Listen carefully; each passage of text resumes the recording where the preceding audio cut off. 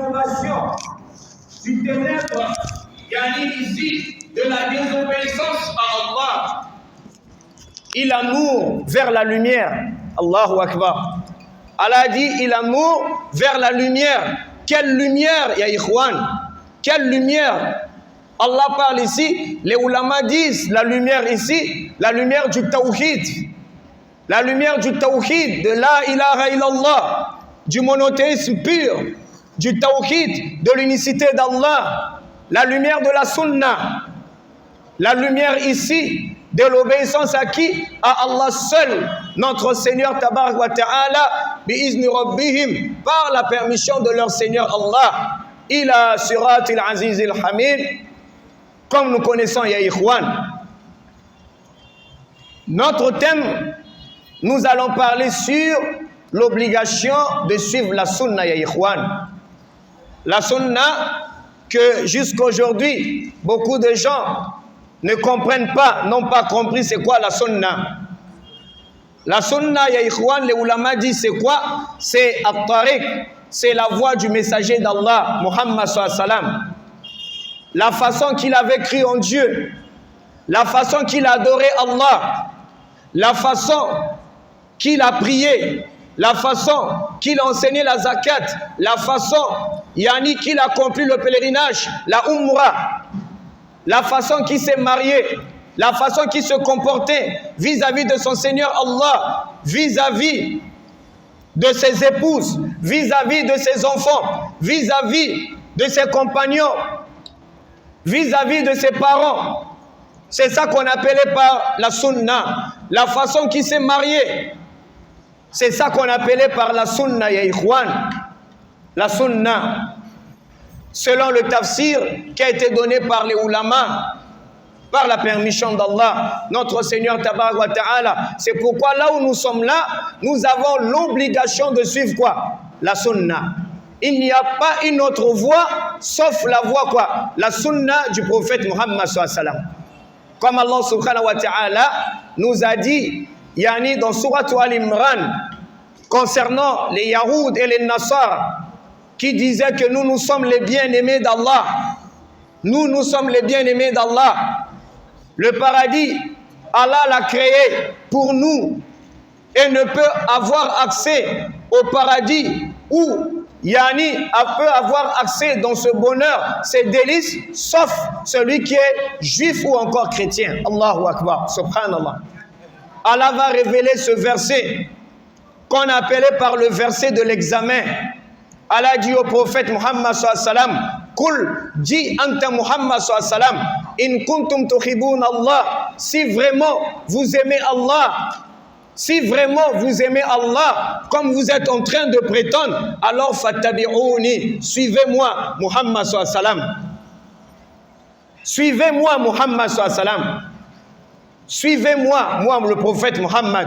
Si vous me suivez, alors yubibikumullah, Allah va vous aimer. Et lorsqu'il va vous aimer, wa yaghfir lakum dhunubakum, il va pardonner tous vos péchés. Wallahu ghafurur rahim, car Allah, il est le pardonneur et le tout miséricordieux. Ce verset, les ulama parmi les mufassirin ou les mufassiroun, ceux qui ont fait l'exégèse de la parole d'Allah, le tafsir du Saint-Coran, ils ont dit, yani, ce verset à la base concerne d'abord les Yahoud et les Nasar, qui disaient que eux, ils sont les bien-aimés d'Allah. Allah a fait le paradis rien que pour eux. Et nul ne peut avoir accès au paradis, sauf qu'il soit juif ou chrétien. Et aussi, ils ont élargi. Ils ont dit ce verset concerne aussi le reste, yani des musulmans d'aujourd'hui. Nous disons, nous sommes musulmans. Nous avons dit la ilaha illallah, Muhammadan Rasulullah. Nous avons témoigné qu'Allah est unique et que Muhammad sallallahu alayhi wa sallam est le dernier des prophètes et messagers d'Allah destiné à l'humanité tout entière. Alors nous avons l'obligation de faire quoi? De suivre le prophète Muhammad sallallahu alayhi wa sallam, d'imiter le prophète Muhammad sallallahu alayhi wa sallam. Qu'Allah nous facilite tous. C'est pourquoi nous avons dit, yani on a pensé à mener ce thème par rapport à ce que représente yani cette mosquée que nous avons dit permettez-moi le langage, mais qui est la mère de la sunna. Nous-mêmes là-bas à l'époque, Masjid Rabat, quand nous avons embrassé pour la première fois la sunna, c'est ici que nous avons évolué. On a appris la langue arabe ici.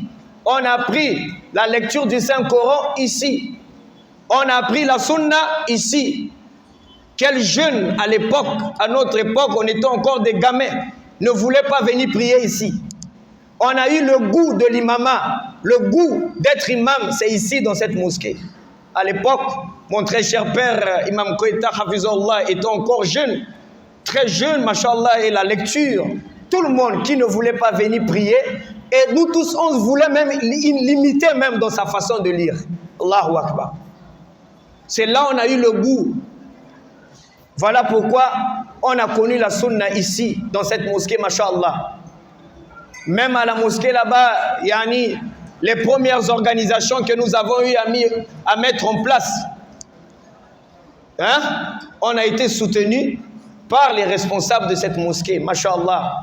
Les premiers tapis qu'on a reçus là-bas, on avait reçu ça ici même, alhamdulillah. Donc, nous ne sommes pas loin. C'est pourquoi au début, on a dit quoi? Nous sommes de retour dans notre propre maison, qu'on a appris, on a grandi ici.